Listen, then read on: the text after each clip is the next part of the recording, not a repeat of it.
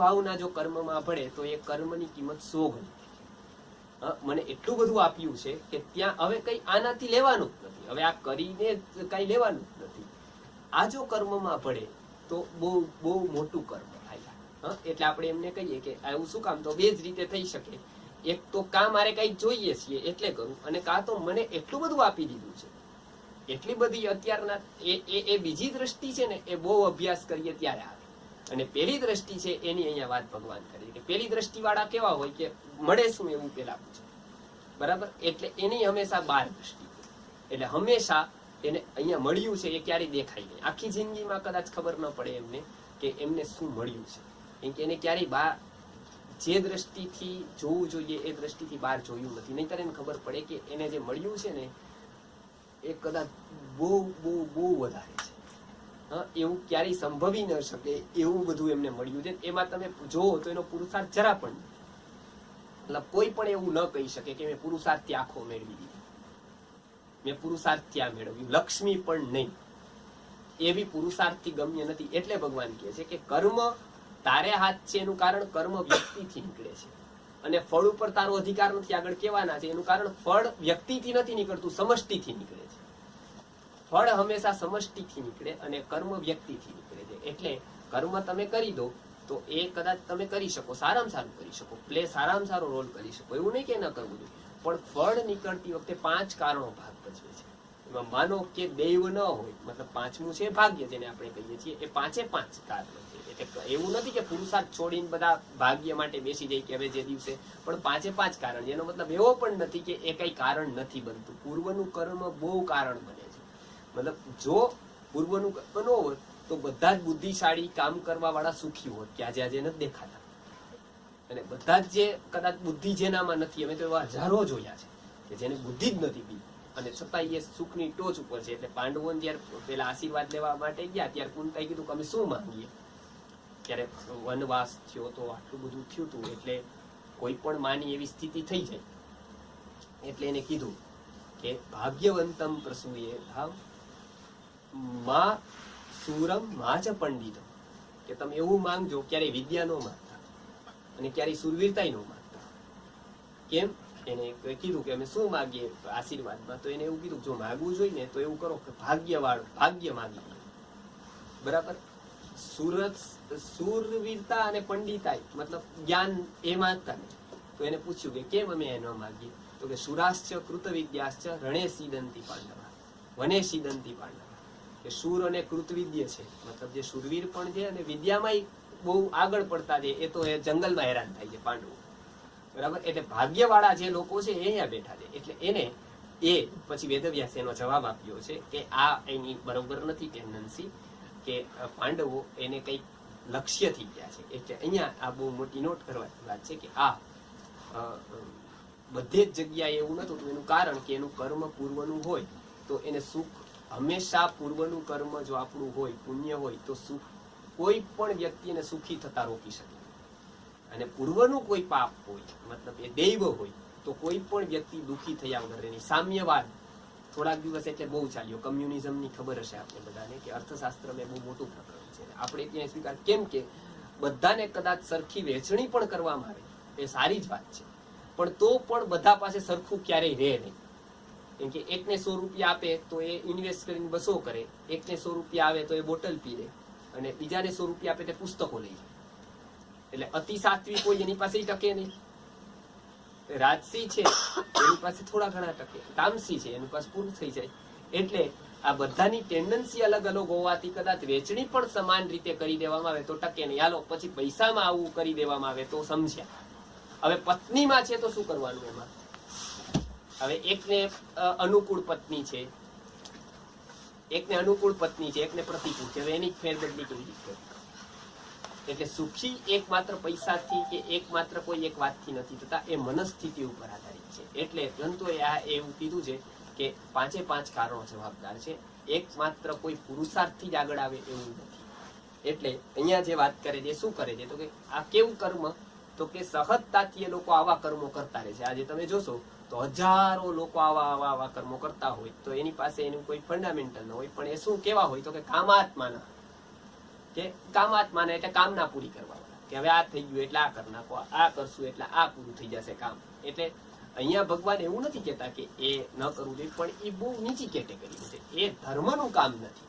કોક એવું માનતું રહે કે ભાઈ આ તો હવન કરું છું, નહીં તો સીધું ભગવાન માટે કરું છું, એ વાત તો સાવ ખોટી જ કહેવાય. કે એનું તો કોઈ કેમ કે એને અલગ અલગ પર્પઝથી કરતા હોય કે મારો ધંધો સારો ચાલે એટલે હવન કરી દીધો, કાલો આપણું સારું ચાલે, તો એમાં ભગવાનનો કોઈ લેવા દેવા નથી. એ તો તમે કોકને માનો કે એમ સેલ્સમેન લાગે ને એમ લાગે કે 10,000 પગાર દઈને આપણું ધંધાનો પ્રચાર કરશે તો આપણે દઈ દઈએ, તો કઈ ધર્મ નથી કહ્યું. હા, કે આ ભલે બિચારો ખાય એમ. તો એટલે એ રીતના એ જે સાત્વિકતા છે એ નથી. એટલે આપણે જે વાત કરીને કે કોઈ પણ વસ્તુ તમે કહી દો તો એની પાસે આખો વિચાર છે કે જેમ કે ધર્માર્થમ વિદ્યાયામ દાન. ધર્મ જો ટકાવો હોય તો ધર્માર્થ જો કોઈ આપવું હોય તો કોઈ વ્યવસ્થા ટકે એના માટે આપવું. પછી યશોર્થમ નટનર્તકી. નટનર્તકો નાચે ગાય એવું કરે ને આપણે એને આપી દઈએ કે આ બહુ સરસ ગાયું એમ, તો એ તમે ધર્માર્થ નથી આપ્યું.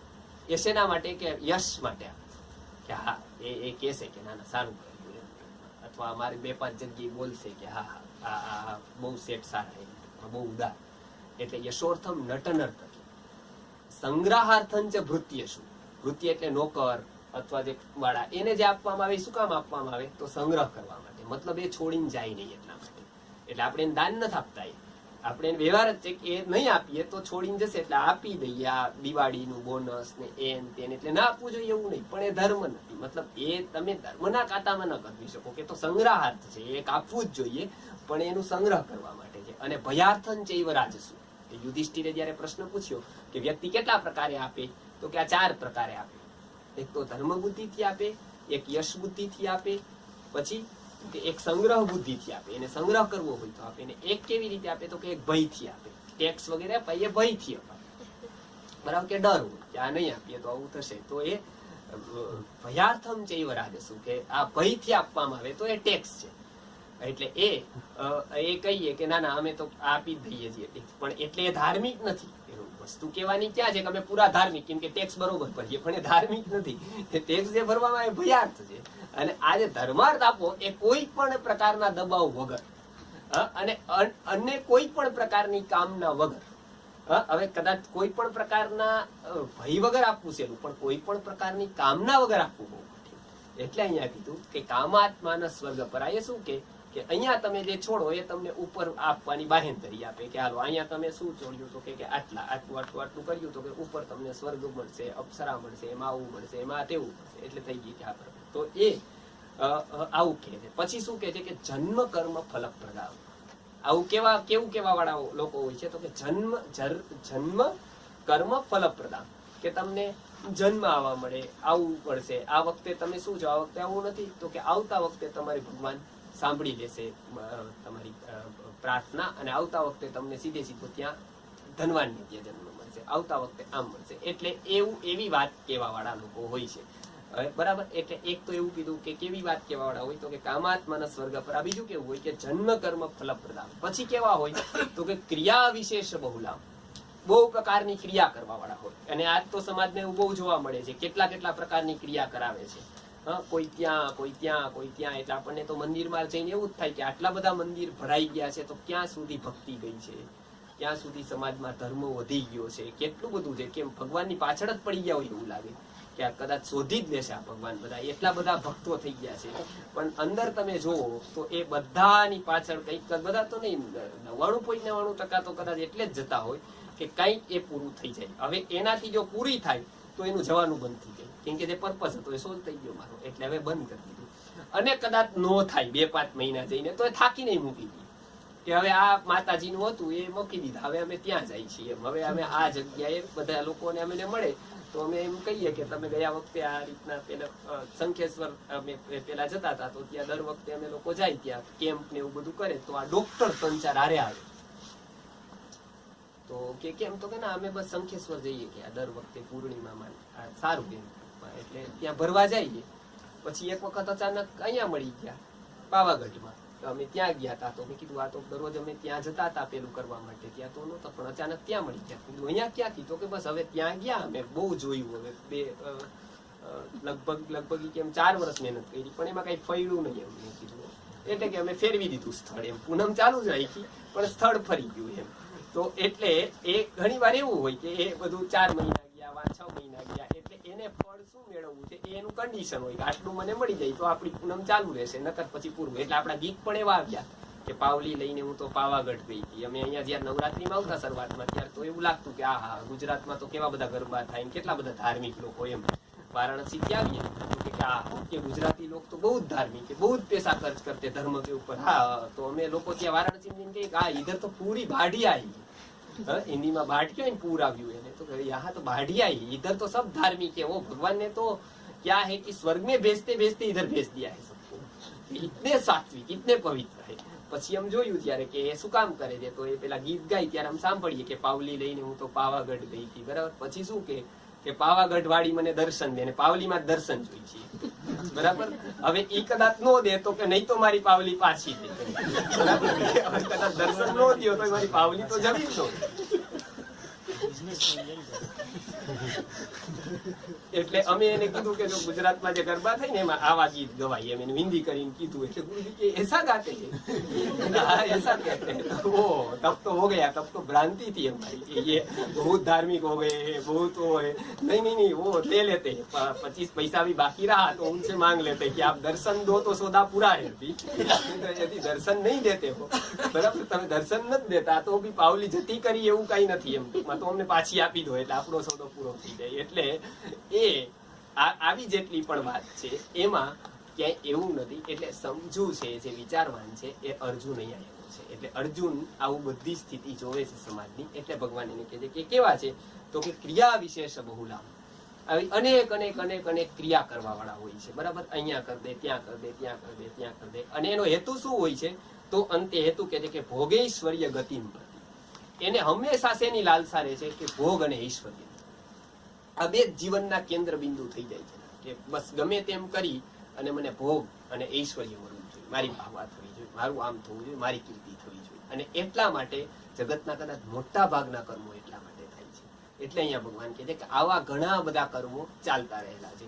તો હવે શું કરવું, તો એ કેવા હોય છે હવે, તો હવે એ કહે છે કે એ છેલ્લો શ્લોક લઈને આપણે પૂરું કરીએ કે ભોગેશ્વર્ય પ્રસક્તાનામ, ભોગેશ્વર્ય પ્રસક્તાનામ તયા પ્રવૃત ચેતસામ, તયા પ્રવૃત ચેતસામ, તયા પ્રવૃત ચેતસામ, તયા પ્રવૃત ચેતસામ વ્યવસાયાત્મિકા બુદ્ધિ, વ્યવસાયાત્મિકા બુદ્ધિ સમાતો ન વિધીયતે, સમાતો ન વિધીયતે, સમાતો ન વિધીયતે. હવે એવું કે છે કે આવું વિચારધારા કરવા વાળા અને આવા કર્મો કરવા વાળા કેવા હોય છે કે ભોગ અને ઐશ્વર્યમાં એ પ્રસક્ત થઈ જાય છે. એટલે ભોગૈશ્વર્ય પ્રસક્તાનામ, પછી તયા અપહૃત ચેતસામ, એનાથી એનું અપહૃત ચિત્ત થઈ જાય છે એવા લોકો હોય છે. મતલબ એને કેવા કામમાં રસ હોય છે, કંઈક મળે કાં તો અહીંયા ને કાં તો ત્યાં. એટલે અમને ઘણાએ કીધું હતું કે આ ગીતાનું જે તમે ચાલુ કરો ને, તો ત્યાં વચ્ચે અમે શરૂ કર્યું હતું બહુ વર્ષો પહેલા મુંબઈમાં. ત્યારે કે તમારે છે ને આમાં કેવું કે તમે ગીતા સાંભળશો તો તમને એમ કે પુત્ર નહીં હોય તો એ થશે, પછી તમને આમ થઈ જશે, પછી ત્યાંથી તમારા પેલા બધાનું પેલું થઈ જશે, મોક્ષ થઈ જશે, આ થશે, તે થશે. તો જો એવું કોને તો અહીંયા પબ્લિક ભેગી થાય. બરાબર. અને પબ્લિક ભેગી થાય પણ તમારે કેવું કે જો આ શ્લોકનું તમારે પારાયણ કરવું એટલે તમારે છે ને આમ વધી જાય, પેલું વધી જાય, પેલા બહુ કામ આવે, આમ કરે. ગીતામાં આવું બી બધું છે, એવું 100% છે, એમાં કઈ નહીં. મહાભારતના એવા ઘણા બધા પ્રસંગો છે કે એવું બધાનું ક્યાંક ક્યાંક ઉપયોગ છે. પણ એવું જો બધું કહેવામાં આવે તો પછી અમારા ગીતા આધી જ મૂકી દેવાની. આ ગીતા દૂર કરીને બીજું જ કંઈક લઈને બેસવાનું રહ્યા. અહીંયા એક ટાઈપની દુકાન જ થાય કે જો એવું બધું કહેવા માંડી તો એવી તો પબ્લિક ભેગી કેટલી હજારો થઈ જાય. કેમ કે બધાને જે જોઈએ છીએ એ વ્યક્તિ તો હંમેશા, એટલે આપણે શું કીધું કે જ્યોતિર્વેદ્યો નિરંતરમ કાલે ન ફલતી વેદા. કોઈ વેદનું અધ્યયન કરે, તત્વજ્ઞાનનું કરે તો બહુ કાલ આપવો પડે, 12 વર્ષ, 15 વર્ષ, 20 વર્ષ. બરાબર. એ કાલથી ફળે. પછી શું, પછી કાંઈ નહીં, બસ વિકાસ થાય આત્માનો, સારું એ પોતે ડેવલપ થાય, પોતે વ્યક્તિ ઉપર આવી જાય, ચેતના ઉપર આવી જાય, બસ એ એનો ફાયદો. પછી માસમ એકમ પુરાણ કરે, કથાઓ કરતા આવડે પુરાણની ઓલી ઓલી વાહ વાહ વાહ, તો એને માસમ એકમ 1 માસ ભણવું પડે, એને 1 જ મહિનો ઇનફ છે, બરાબર. બસ એ કથાઓ કરે એટલે લોકોને મજા આવે, તો એ 1 જ મહિનો ભણવું પડે, એમાં કઈ બીજું કઈ જરૂર નહીં. બસ 1 મહિનો ભણી લે એટલે એનું પૂરું થઈ ગયું, એ કથા પછી એટલે ફળ આપી દે. કાલે ન ફલતી વેદાહ માસમ એકમ પુરાણકમ. પછી સદ્ય ફલતી ગાંધર્વી.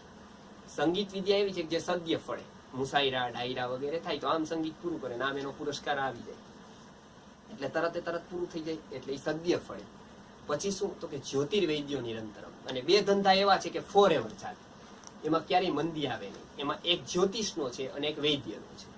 કેમ કે શરીરથી અને મનથી નબળા લોકો રહેવાના, મતલબ શરીરના રોગો રહેવાના અને કા મનના રોગો રહેવાના. શરીરના રોગો છે એના માટે ડોક્ટર છે, બરાબર, કે જે હંમેશા શરીરના રોગો રહેવાના, જ્યારથી થયું ત્યારથી લઈને અત્યાર સુધી.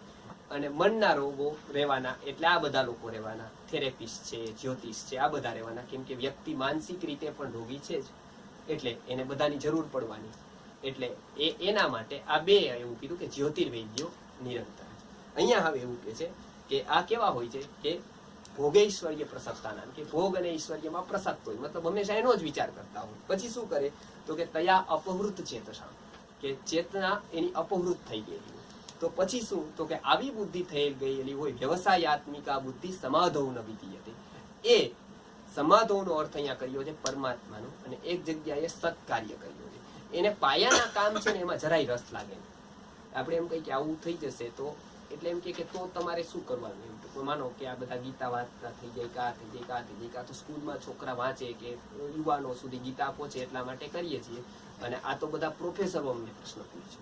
અને જે ગીતા જયંતિની સ્પર્ધા કરી રહ્યા, રાજકોટમાંથી 1200 યુવાનો ભાગ લીધો, 1200 યુવાનોએ અહીંયા ભાગ લીધો. એવી રીતે અલગ જગ્યાએ કરે. એમાં અહીંયા 2 વર્ષ પહેલા અહીંયા થઈ, જે અમારો મુલાકાત થઈ અમારી કિશોરભાઈ સાથે, પાલા સાહેબ સાથે, એ ગીતા જયંતિની સ્પર્ધાની માધ્યમથી જ થઈ. અમે એમને ત્યાં બોલાવ્યા હતા, ત્યારે અમે લોકો ગુરુજીએ આપેલો પ્રયોગ કે એમને એવું હતું કે જો ગીતા યુવાન જો શીખી જાય ને, એ લોકો આવી રીતના એને અધ્યયન કરે સાયન્ટિફિકલી, એ લોજિકલી હાકે કે એમાં શું કીધું, કયું સાયન્સ આવ્યું, એમાં કેવી રીતના વિચાર કર્યો છે, તો એ લોકો ઘણું બધું વાંચી શકે આગળ. કેમ કે એના સુધી જેવું જવું જોઈએ એવું જતું જ નથી. એટલે એને એવું લાગે છે આ કોઈ રિચ્યુઅલ્સનો ગ્રંથ છે, આ તો બધું પેલું બધું રામધૂન છે, કાં તો આ બધું મોટા લોકોને વાંચવાનું છે. એટલે આ સાયન્સ એને એનું સમજાતું, એટલે એ બાને પણ એ વાંચે. એના માટે ગુરુજી આ પ્રયોગ આપ્યો હતો કે આટલા ઇનામો આપવા, આટલું આપવું, આટલું આપવું. અને ઇનામો આપીને પણ એ કદાચ 1% પણ એવી શક્યતા હોય કે એ બાને પણ એ ગીતા ખોલશે તો આપણું બધું વસૂલ છે. અને કદાચ એ બાને પણ એ ગીતા ખોલી દેશે તો એને ખબર પડશે કે જે આ તો ઘણું બધું આમાં એવું છે, બરાબર. પણ એ બાને ત્યાં પહોંચી જાય, ગીતા સુધી પહોંચી જાય, એટલે અહીંયા સ્પર્ધા કરે.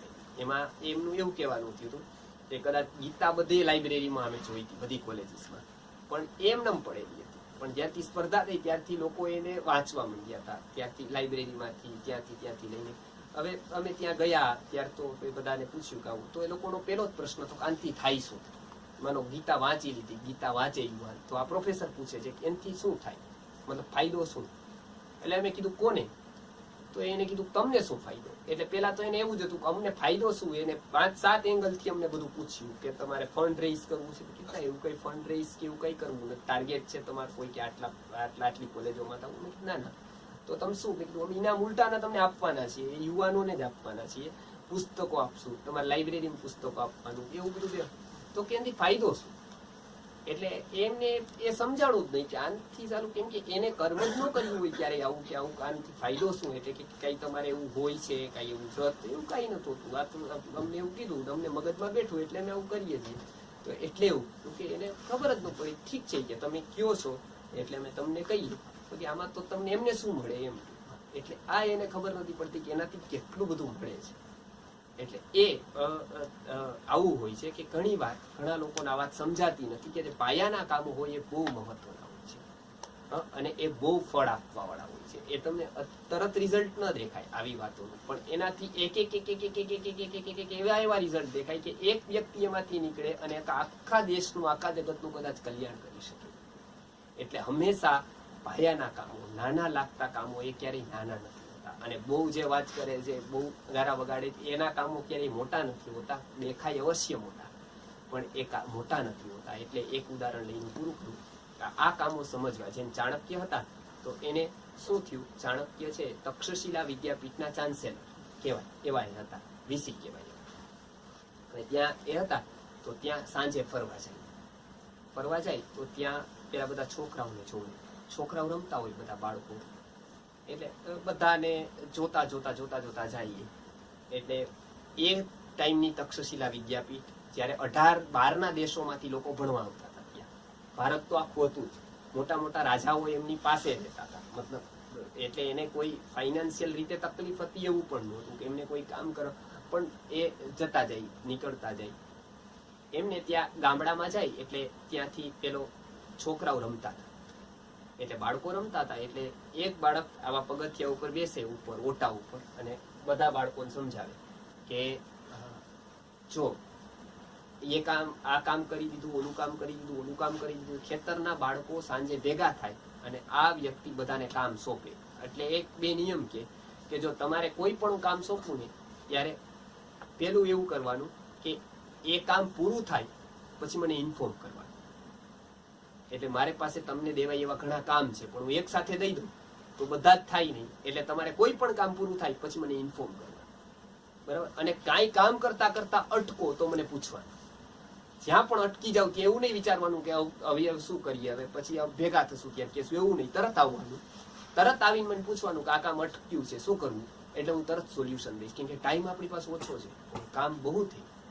તો ચાણક્યએ જોયું કે આ તો રાજનીતિના સિદ્ધાંતો કે છે, આ વ્યક્તિ તો જે છે એ તો કોણ છે, એને રસ પડી ગયો કે આ બાળકો રમતા હતા એમાંથી આ વ્યક્તિ જે કે છે કે કામ પૂરું થાય એટલે મને ઇન્ફોર્મ કરો, કામમાં અટકો ત્યારે મને તરત કહો કે હું તમને તરત ગાઈડ કરીશ.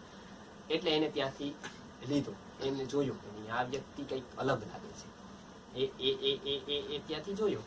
એટલે પછી એને ખબર પડી કે આ એક મજૂર કરે છે, મતલબ આવું લેબર વર્ક કરે છે, અને એ લેબર છે અને એના આ પુત્ર છે. એટલે એની માને મરાવ્યા અને એને કીધું કે આને અમે ભણાવશું.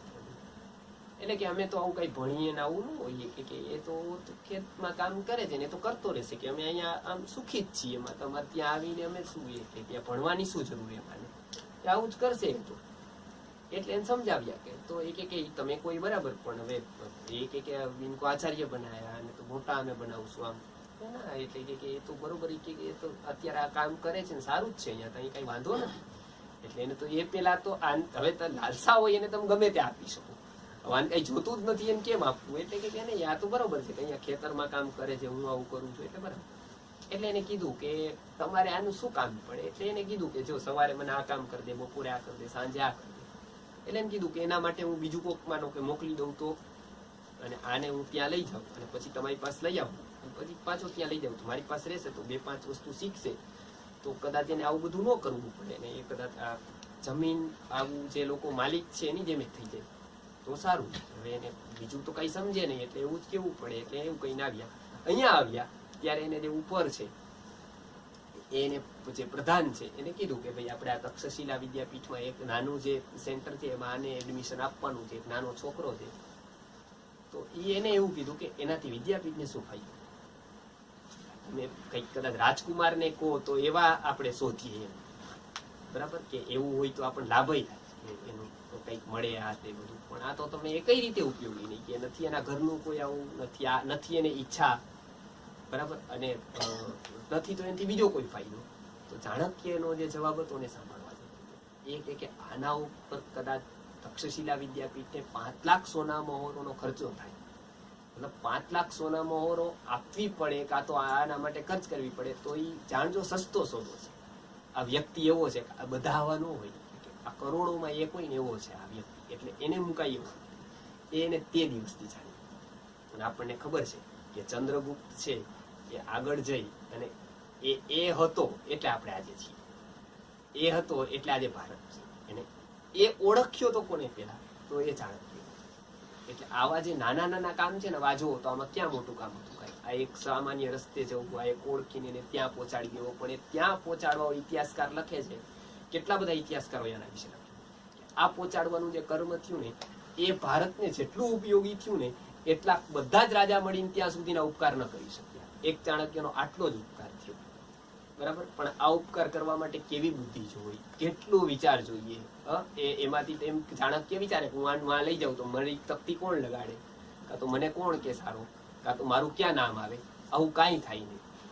બરાબર, કેમ કે આવી વ્યક્તિને ઓળખવા વાળા જ ઓછા હોય. પણ આવું એક કામ એને ક્યાં સુધી લઈ જઈ શકે અને ક્યાં સુધી દેશને, રાષ્ટ્રને, વ્યક્તિને લાભ કરી શકે. એટલે આવા કામ જેને બહુ બુદ્ધિ નથી હોતી એને ઉતરતા નથી. એટલે અહીંયા કહે છે કે વ્યવસાયાત્મિકા બુદ્ધિ સમાધો ન વિધીયતે, મતલબ આવા સત્કાર્યોમાં એમની બુદ્ધિ ન વિધીયતે, મતલબ એમની બુદ્ધિ આમાં ચાલતી જ નથી. એટલે એમને આ ટાઈમ વેસ્ટ લાગે, કાં તો એમને એવું લાગે કે ના તો બહુ નાનું કામ છે, પણ આ બહુ મોટા ફળ આપવા વાળા કામ હોય છે. અહીંયા એ ભગવાન અહીંનું પૂરું કરી અને આગળના શ્લોકમાં વેદ વિશે કહેવાના છે કે હવે ઉત્તમ કર્મો કેવા હોય છે. અહીંયા બતાવ્યું કે આવા કર્મો કેવા હોય છે કે જે ત્વરિત ફળ આપવા વાળા હોય પણ એટલા મહત્વના નથી હોતા, પણ આવા નાના કામો બહુ મહત્વના હોય છે. હવે એનો વિચાર આપણે આવતા વખતે કરશું અને આવતા વખતેથી આપણે 45મો શ્લોક લેશું. આપણે કીધું ને કે કર્મ જે ઈ માણસમાંથી નીકળે અને પછી ફળ છે એ સમષ્ટિમાંથી આવે. એટલે કર્મ ઉપર માણસ અધિકાર છે ને, સમષ્ટિ ફળ ઉપર આપણો અધિકાર નથી. કર્મ જે માણસ કરે એટલે એની ઉપર અધિકાર છે ખાલી, પણ ફળ છે એ સમષ્ટિમાંથી મળશે એટલે આપણો એની ઉપર અધિકાર નથી. થોડું કઈ ડિટેલમાં હવે એનું ડિટેલ છે ને, આપણે ગીતામાં જ એક શ્લોક છે એમાં 5 કારણ બતાવ્યા છે. મતલબ કોઈ પણ કારણ થાય તો એના કયા કારણો હોય, તો અધિષ્ઠાન, કર્તા, કરણ, બરાબર, વિવિધ ક્રિયા અને દેવ. દેવ મતલબ ભાગ્ય આપણે જેને કહીએ, એ 5 કારણો બતાવ્યા. આ 5 કારણો ભેગા થાય. તમને સિમ્પલ ઉદાહરણ આપું કે જેમ કે ખેડૂત છે, એ માનો કે ફસલ એની તૈયાર થાય, કાં તો એનો પાક તૈયાર થાય એના માટે એ કરે છે. હવે મતલબ એને એક તો વાવ્યું, મતલબ વાવવાની ક્રિયા આ કારણ બની કે નહીં? એક તો ખેડૂત કારણ બન્યો કે નહીં? ખેડૂત તો કારણ છે જ. તો ખેડૂત જ ન હોત તો પાક થતો, મતલબ એ કરતા, એને કહેવાય કરતા. ખેડૂત ન હોત તો કામ પાક થાત નહીં, એટલે ખેડૂત કારણ. હવે ખેડૂત છે તો તમે એમ કહી શકો પાક થઈ જશે, તો ન થાય. શું કામ ન થાય? તો કે જમીન જોઈએ. હવે ખેડૂત છે પણ જમીન નથી તો થોડો પાક થાય. એટલે એને કીધું ગીતામાં અધિષ્ઠાન. એને શું કીધું? અધિષ્ઠાન. એટલે જમીન જોઈએ, પછી કરતા એટલે ખેડૂત જોઈએ. હવે ખેડૂતને જમીન બેય છે તો પાક થાય? તો કે ન થાય. વાવવાની ક્રિયા જોઈએ, બરાબર, આ વાવવાની ક્રિયા જોઈએ, બરાબર. એટલે એને શું કીધું? એક જોતા જઈએ. અધિષ્ઠાનમ એટલે કે આધાર, જે વસ્તુ એ જોઈએ, કઈ પ્લેટફોર્મ, બરાબર. એકની પાસે ખેતર હોય તો અહીંયા ખેડૂત છે એટલે અહીંયા આપણે પ્લેટફોર્મ લઈએ, ખેતર. પછી કરતા એટલે ખેડૂત જોઈએ. પછી અધિષ્ઠાનમ તથા કરતા કરણ એટલે વિવિધ સાધનો જોઈએ. મતલબ ખેડૂત છે એ બધું કરે છે કે ઉગાડે, એ કરે, વાવે, એના માટે કેટલાક સાધનો એને જરૂરી બને. સાધનો કેટલાક જરૂરી બને, બરાબર. હળ જોઈએ, ત્રિકમ જોઈએ, પેલો પાવડો જોઈએ, બરાબર. એવા કેટલા બધા શું જોઈએ? હવે સાધનો કેવલ હોય એટલું જરૂરી નહીં. બીજું શું જોઈએ? એને ક્રિયા જોઈએ. ક્રિયા કરે ને, સાધનો માનો અહીં બધા ગોઠવી દીધા તો થાય? ન થાય. એની ક્રિયા જોઈએ, મતલબ સાધનો ચાલવા જોઈએ. એટલે ભગવાને શું કીધું? અધિષ્ઠાન જોઈએ, કરતા જોઈએ. કરતા એટલે ખેડૂત થઈ ગયો.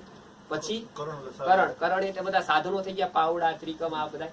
પછી વિવિધાશ્ચ પૃથક ચેષ્ટા, વિવિધ ક્રિયાઓ જોઈએ. મતલબ તમારે વડ આમ જ હલાવાય, બરાબર, પછી માટી આમ જ લેવાય, પછી વાવવાની ક્રિયા આવી જ રીતે કરાય નહીં, આટલા એંગલ થી જ કરાય, બરાબર. આ ક્રિયાઓ બહુ ભાગ છે. મતલબ એ કેટલો એક્સપર્ટ થી એ ક્રિયા કરે છે, એટલે આ ક્રિયાઓ જોઈએ. હવે આટલું થઈને પાક થઈ જાય.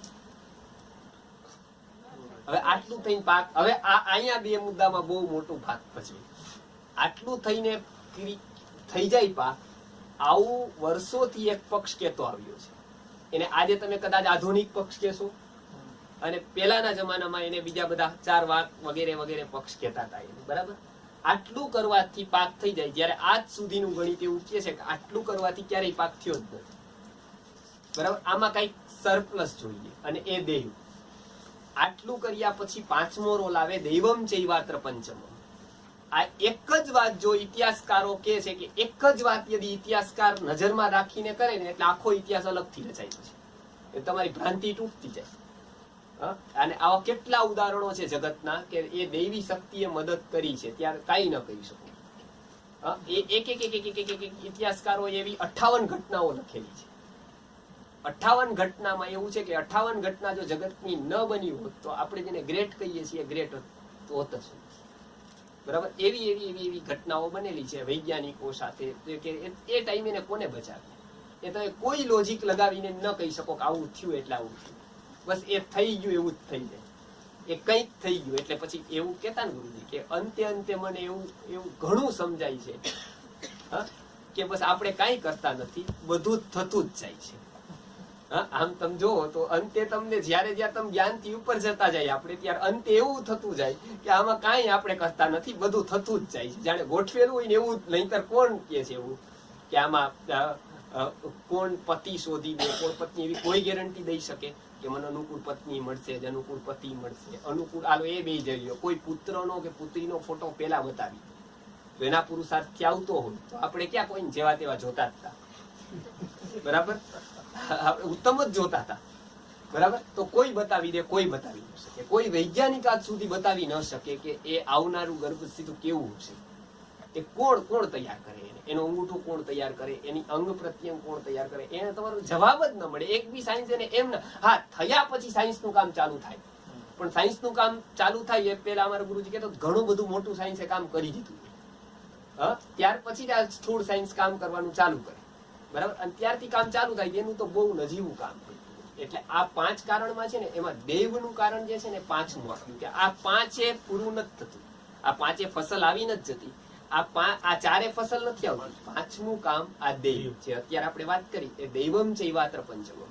અને આ દૈવની વાત લઈને અત્યારે જ નહીં, ભારતમાં કે દિવસથી આ વાત ચાલતો આવે છે કે ભાગ્ય સાચું, કાલ કારણ કે આ કારણ. એટલે એક કાલવાદી પક્ષ છે, એક નિયતિવાદી પક્ષ છે. શેક્સપિયર છે નિયતિવાદી છે. એ મૂળ તો અહીંની જ વિચારધારા ગ્રીકમાં ગઈ હતી એટલે એને નિયતિ પકડી દીધી. એને જોયું કે આ પુરુષાર્થથી છે ને આ લોકો કાંઈ નથી કમાઈ લેતા.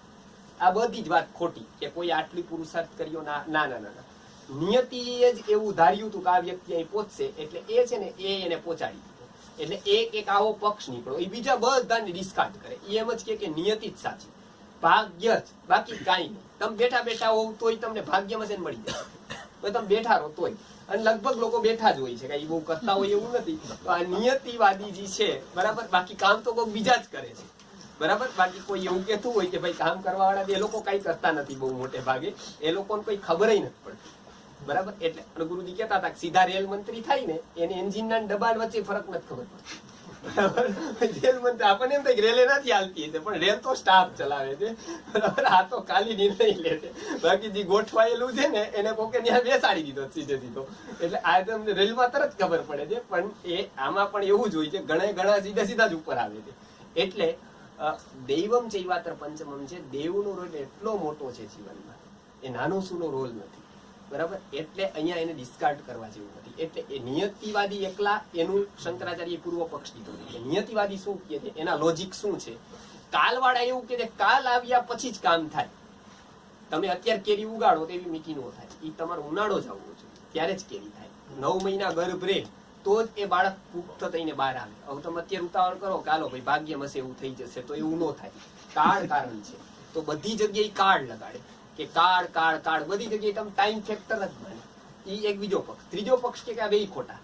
પુરુષાર્થથી શું થઈ શકે. જો કિલ્લા જીતી લીધા લોકો, ક્યાં પહોંચી ગયા પુરુષાર્થથી તો વ્યક્તિ સવાર દોડ્યો તો ક્યાંનો ક્યાં પહોંચ્યો, ક્યાંથી ક્યાં. અત્યારે આ બધા લોકો જે વાત કરે છે, મોટા સ્વામીજીઓ, મોટા સ્પીકરો, મોટિવેશનલ ટ્રેનરો, આ બધા એક જ ફોકસ કરે છે. શું? પુરુષાર્થ કરો. ફલાણાએ આવું કર્યું, ક્યાંનો ક્યાં પહોંચ્યો, ફલાણાએ આટલી જગ્યાએ વેચી દીધું, આમ થઈ ગયું, આમ. વાસ્તવમાં તો બિલ ગેટ્સને જ ખબર કે સુખી હશે કે નહીં હોય. એવી રીતે એવું કહેતો હશે કે ભારતના સ્વામીજી કેટલા સુખી હશે એની ટૂંકમાં. બરાબર, કે એને કાંઈ નહીં લેવા દેવા. નાઈના સ્વામીજી એવું કે એ દૈવ મુખ્ય થાય. બરાબર, તો ઋણાનુબંધન એમાં દૈવ મુખ્ય થાય કે તમે કેવા પાડોશી મેળશે એ કઈ તમે એને ખરીદીને ન લઈ આવી શકો, બોલાવીને લઈ આવી શકો. બરાબર, એ તમારું દૈવ ત્યાં મુખ્ય થઈ જાય. તમને કેવા મળશે એ તો અંતે મળ્યા પછી જ ખબર પડે કેવા મળવાના હતા ઈ. તો એનું પ્રિડિક્ટ ન થાય કે ભાઈ આવી જ વસ્તુ મળશે. ઈ તમે જીવનમાં એમ જતા જાવ એમ તમને ખબર પડતી જાય કે અહીંયા મને કોને